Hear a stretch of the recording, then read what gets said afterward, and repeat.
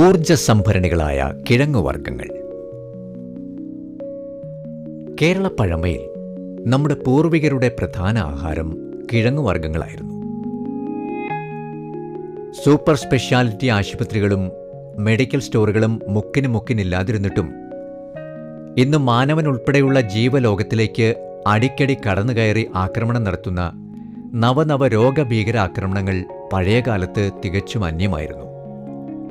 ഇതിന് ഒരു കാരണം കിഴങ്ങുവർഗ്ഗ ആഹാരങ്ങളായിരുന്നു എന്ന് പറയേണ്ടി വന്നാൽ അതിൽ ഒരനൗചിത്യവുമില്ല എന്ന് ഇന്നത്തെ കാർഷിക വിജ്ഞാന രംഗം സാക്ഷ്യപ്പെടുത്തുന്നു. നഗരപ്പിടച്ചിലിൽ അന്യോന്യമറിയാതെ ധനചിന്തയിൽ ഇരവു പകലുഴലുന്നവരുടെ ലോകത്തിൽ കൃഷിയിടങ്ങളിൽ കിഴങ്ങുവർഗ്ഗങ്ങൾ ഭ്രഷ്ട് കൽപ്പിക്കപ്പെട്ടവയായി പോയി എന്ന് നമ്മൾ ധരിച്ചുവെങ്കിൽ തെറ്റി.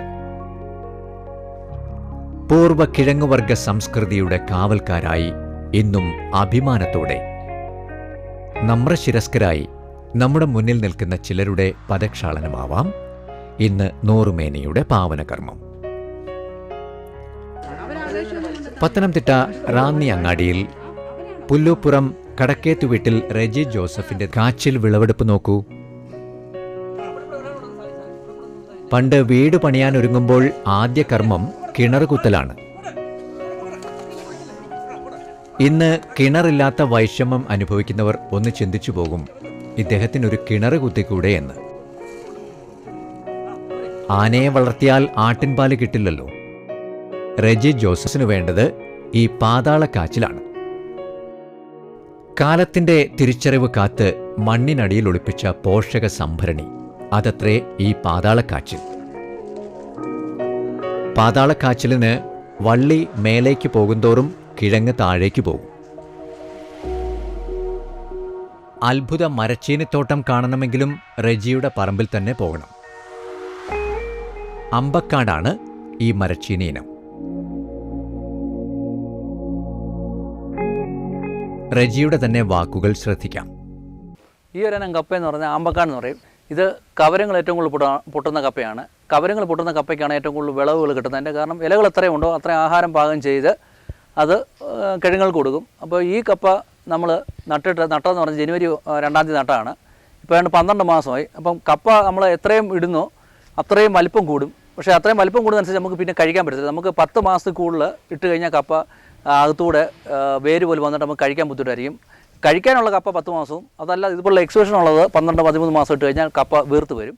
അപ്പോൾ നമുക്കത് കാണാവുന്നേ ഉള്ളൂ, കഴിക്കാൻ കുറേ ഭാഗങ്ങൾ കഴിക്കാൻ പറ്റും. പിന്നെ ഈ കപ്പയ്ക്ക് നമ്മൾ ആദ്യമേ നമ്മളതിൻ്റെ ചൂട് വെട്ടി ആട്ടുംപുഴുക്ക ഇട്ട് നില ഒരുക്കിയതിന് ശേഷം നമ്മൾ കപ്പത്തടി നടുകയാണ്. കപ്പ നമുക്ക് ഒരു വർഷത്തിൽ ഏത് സമയത്ത് നമുക്ക് നടാൻ പറ്റും. കാരണം വെള്ളം കിട്ടാൻ സാധ്യതയുണ്ടെങ്കിൽ നമുക്ക് ഏത് സമയത്ത് നടാം. ഞങ്ങൾ സാറ് നടുന്നത് ജനുവരി മാസങ്ങളാണ്. അപ്പം ജനുവരി പിറ്റേ വർഷം ഡിസംബർ ജനുവരിയിലാണ് ഓരോ മേളകൾ നടക്കുന്നത്. അപ്പം 12 മാസം കപ്പ കിടന്നെങ്കിലേ ഇത് നമ്മൾ ഉദ്ദേശിക്കുന്ന വിളവ് കിട്ടുകയുള്ളൂ. അപ്പം നമ്മൾ ആദ്യം നിലം ഒരുക്കി ഒരു കൊട്ട ആട്ടുംകാഷ്ടം ഇട്ട് ആ നിലം കിളച്ചൊരുക്കി അതിൻ്റെ ശകലം കുമ്മായം കൊണ്ടിട്ട് ഒരു മാസത്തോളം ഇട്ടതിന് ശേഷമാണ് നമ്മൾ ഈ കമ്പ് നടുന്നത്. നട്ട് നമ്മൾ ആദ്യം നമ്മൾ ശകലം എല്ലുപൊടി ഇട്ട് കൊടുക്കും. പിന്നെ നമ്മൾ രാസവളങ്ങളൊന്നും ഉപയോഗിക്കാറില്ല. നട്ടതിന് ശേഷം നമ്മൾ കിളിപ്പ് 2-3 കിളിപ്പ് വന്നു കഴിയുമ്പം ഒരു മുള സൈഡിൽ വെച്ച് കെട്ടും, കാറ്റടിച്ചത് പെടന്നു പോകാതിരിക്കാൻ വേണ്ടി.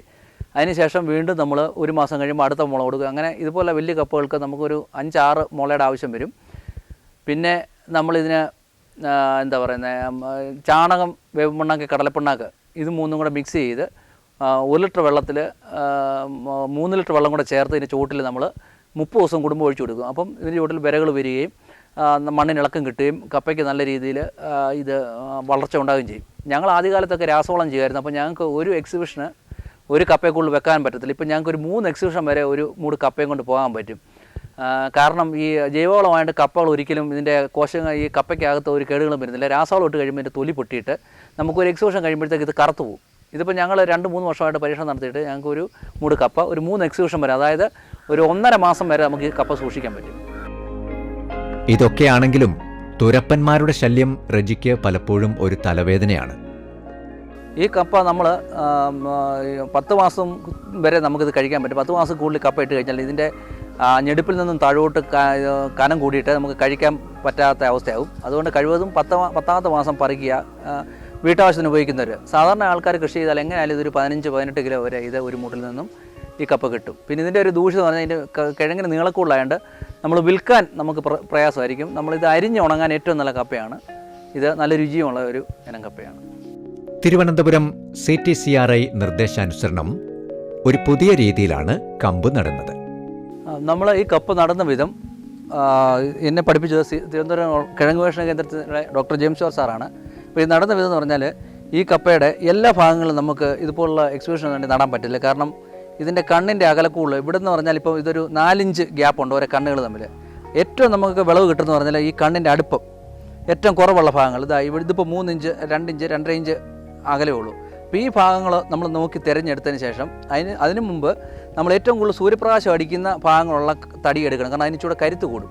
ആ ഭാഗങ്ങളുള്ള തടി എടുത്തിട്ട് നമ്മൾ സാധാരണ കപ്പ നമ്മൾ വാക്കത്തേക്ക് വെട്ടുമ്പോൾ അതിൻ്റെ ചൂട് ഭാഗങ്ങൾ ചെതറിയിട്ട് അതിൻ്റെ കോശങ്ങൾ നഷ്ടപ്പെട്ടിട്ട് എല്ലാ ഭാഗത്തുനിന്നും കിഴങ്ങുണ്ടാകത്തില്ല. അപ്പം ഇതിന് മിനി സെറ്റ് എന്ന് പറയും. ഒരു പുതിയ സാങ്കേതികവിദ്യ CTCRI കണ്ടുപിടിച്ചാണ് നമ്മളത് ചെയ്യാൻ പോകുന്നത്.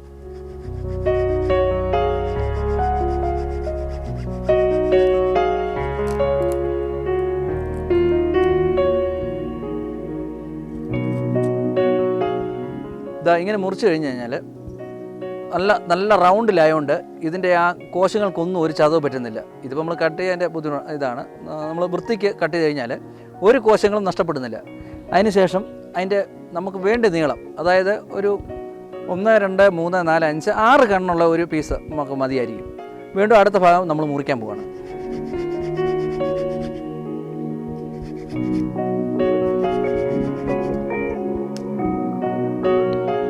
ഇത് മുറിച്ച ഭാഗമാണ് ഈ കാണുന്നത്. ഇത് നല്ല റൗണ്ടാണ്. എന്നിട്ട് സാധാരണ കർഷകർ നടുമ്പോൾ ഇത് ഇങ്ങനെ നട്ട് കഴിഞ്ഞാൽ 2 കണ്ണ് മണ്ണിടി പോവും. ഈ ഭാഗത്തുനിന്ന് മാത്രമേ കിഴങ്ങുണ്ടാവുള്ളൂ. നമ്മളിപ്പോൾ ഇവിടെ കാണുന്ന ഈ കപ്പ ഇട്ടേക്കുന്നത് ചരിച്ചാണ് ഇടുന്നത്. ഇങ്ങനെ ചരിച്ചിട്ട് കഴിഞ്ഞാൽ ഈ ഭാഗത്തുനിന്നും കിഴങ്ങുകളും ഉണ്ടാവും. അപ്പം നമ്മൾ ഒരു ശകലം ഒരു തല ഇച്ചിരി പൊക്കി വെക്കും ഇവിടെ ഈ ഭാഗം എന്ന് വെച്ചാൽ കിളിപ്പിന് ശക്തി കൂടാൻ വേണ്ടി. നമ്മൾ അപ്പം ഇതിൽ നിന്ന് 1, 2 നമ്മൾ കിളിപ്പുകൾ മേലോട്ട് കിളത്തി വിടും. അപ്പോൾ ഈ ഭാഗത്തുനിന്നും കിഴങ്ങുകളുണ്ടാവും. അപ്പം നല്ല രീതിയിൽ നമ്മൾ സാധാരണ നടുന്നതിലും വിളവ് കൂടെ കിട്ടാൻ സാധ്യതയുണ്ട് ഈ കപ്പയ്ക്ക്. തൈ കിളിർപ്പിക്കുന്നതിനും നൂതനമാണ് വഴി. ഈ കപ്പയുടെ തടിക്ക് ഒരാൾ ആവശ്യത്തിന് വന്നിപ്പോൾ എൻ്റെ ഇത്രയും പീസ് അവർക്ക് കിട്ടിയെങ്കിൽ സാധാരണ കർഷകർ നടുന്നത് ഇത് ഒരു മൂടിനുള്ളൂ. പക്ഷേ നമുക്കിത് 3 മൂടാക്കാൻ പറ്റും ഈ കപ്പ. അപ്പം ഇത് മിനി സെറ്റ് എന്ന് പറയും. 2 കണ്ണ് വെച്ചിട്ട് ഇതിനെ മുറിക്കുക.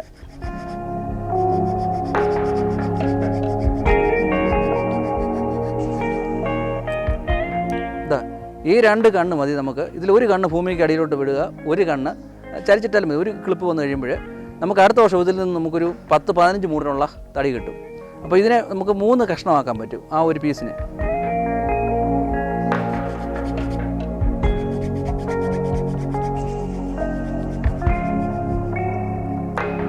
അപ്പോൾ നമ്മൾ ഈ ഒരു തടി സാധാരണ കർഷകർ നട്ട് കഴിയുമ്പോൾ ഇതിൽ നിന്ന് 2 ക്ലിപ്പ് വന്നു. നമുക്ക് ഒരു ക്ലിപ്പിൽ നിന്ന് 6 വീതം 12 മൂട് നടാനുള്ള കമ്പ് കിട്ടുമെങ്കിൽ CTCRI ആവിഷ്കരിച്ചേക്കുന്ന മിനി സെറ്റ് എന്ന് പറഞ്ഞ സംവിധാനം വഴി നമുക്ക് ഇതുപോലെ 3 പീസായിട്ട് കട്ട് ചെയ്തെടുക്കാൻ പറ്റും. അപ്പോൾ ഓരോ തടിയിൽ നിന്ന് ഈ 2 എണ്ണം വീതം വന്നു കഴിഞ്ഞാൽ നമുക്ക് 36 മൂട് നടാനുള്ള നമുക്ക് ഈ ഒരു കമ്പിൽ നിന്ന് ഉൽപ്പാദിപ്പിക്കാൻ പറ്റും. പാട്ടഭൂമിയിലാണ് റെജി ജോസഫിന്റെ കാർഷിക പ്രേമം 2 ഇലയും പൊൻതിരിയും അണിയുന്നത്. ഇത് മുൾക്കിഴങ്ങ് അഥവാ മുക്കിഴങ്ങ്. ആയുരാരോഗ്യ സൗഖ്യപ്രദായകം. ശ്രദ്ധയോടെ കൈകാര്യം ചെയ്തില്ലെങ്കിൽ നമ്മെ കൈകാര്യം ചെയ്യാൻ കടന്നൽക്കൂട്ടിലെ പടയാളികളെ വെല്ലുന്ന വിഷമുള്ളുകൾ.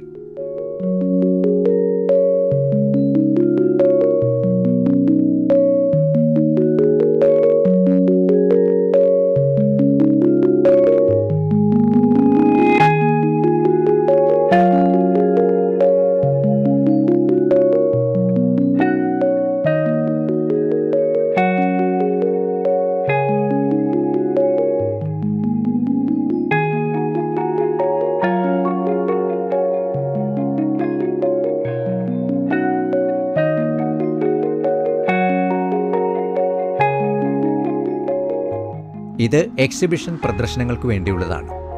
12 മാസം കഴിയുമ്പോഴേ വിളവെടുക്കുകയുള്ളൂ. ആളുകൾക്ക് കിഴങ്ങു കണ്ട് മോഹമുദിക്കേണ്ടതല്ലേ എന്നും കരുതി രാസവളം കൊടുത്ത് മോടി കൂട്ടിയതല്ല കേട്ടോ. തികച്ചും ജൈവ വളപ്രയോഗം.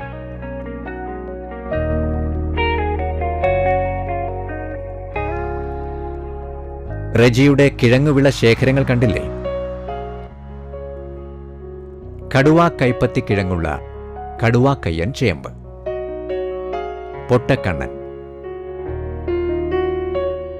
മക്കളെപ്പോറ്റി, മാനന്തവാടി താമരക്കണ്ണൻ, കുഴിനിറയ്ക്കൻ ചേമ്പ്, വെളിയൻ ചേമ്പ്. ശ്രീരശ്മി, ശ്രീ കിരൺ ഇവ രണ്ടും CTCRI പരീക്ഷണ ഫലങ്ങളാണ്. ശ്രീരശ്മി ആകട്ടെ റെജി ജോസഫിന് ലിംക വേൾഡ് ഓഫ് റെക്കോർഡ്സ് ബഹുമതി നേടിക്കൊടുക്കുകയും ചെയ്തിരിക്കുന്നു.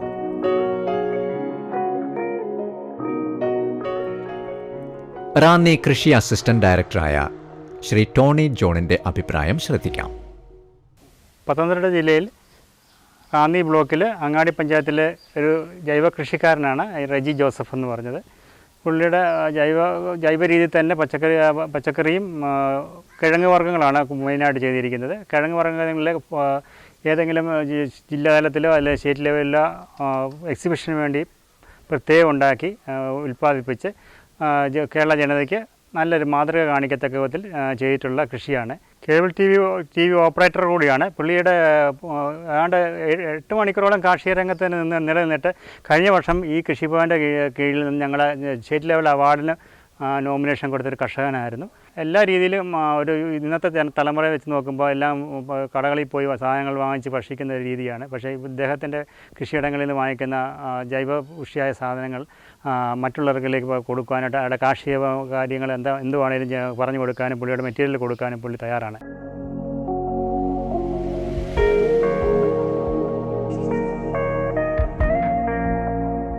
ഒരു കേബിൾ TV ഓപ്പറേറ്ററായ റെജിയുടെ ഭാര്യ സുനി, 2 പെൺമക്കൾ, സംതൃപ്ത കുടുംബം.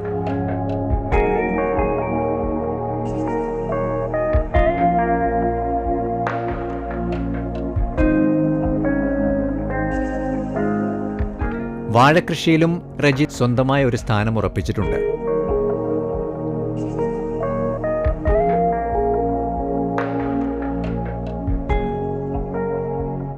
ആഫ്രിക്കൻ പൂവൻ, അധികം ശ്രദ്ധ ആവശ്യമില്ലാത്തതും വലിയ കുല തരുന്നതുമായ ഒരു വാഴ. ശ്രീകൃഷ്ണവർണ്ണമുള്ള ഈ കൃഷ്ണവാഴ കണ്ടിട്ട് ഒരു കന്ന് കിട്ടിയാൽ കൊള്ളാമെന്ന് തോന്നുന്നുണ്ടോ? കൂടുതൽ വിവരങ്ങൾക്ക് റെജി ജോസഫ്, ഫോൺ 9447463096.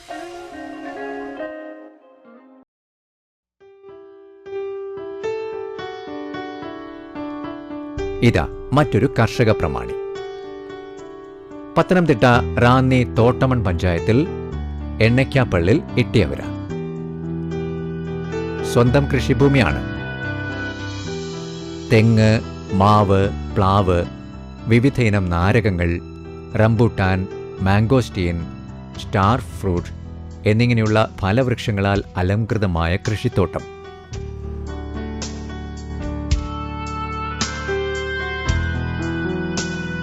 സമൃദ്ധമായ വാഴത്തോട്ടം. ഞാലിപ്പൂവൻ, ഏത്തൻ, റോബസ്റ്റ, പാളയംതോടൻ. വാഴനടിയിലിൽ ഒരു പ്രത്യേക ശൈലി. ഏത്തവാഴ ഒരു കുഴിയിൽ 3 തൈകളാണ് നടുന്നത്. അങ്ങനെയാകുമ്പോൾ ഒരു താങ്ങുകാൽ മതിയാകും. വളപ്രയോഗവും എളുപ്പം. ഇട്ടയവര പറയുന്നത് കേൾക്കൂ.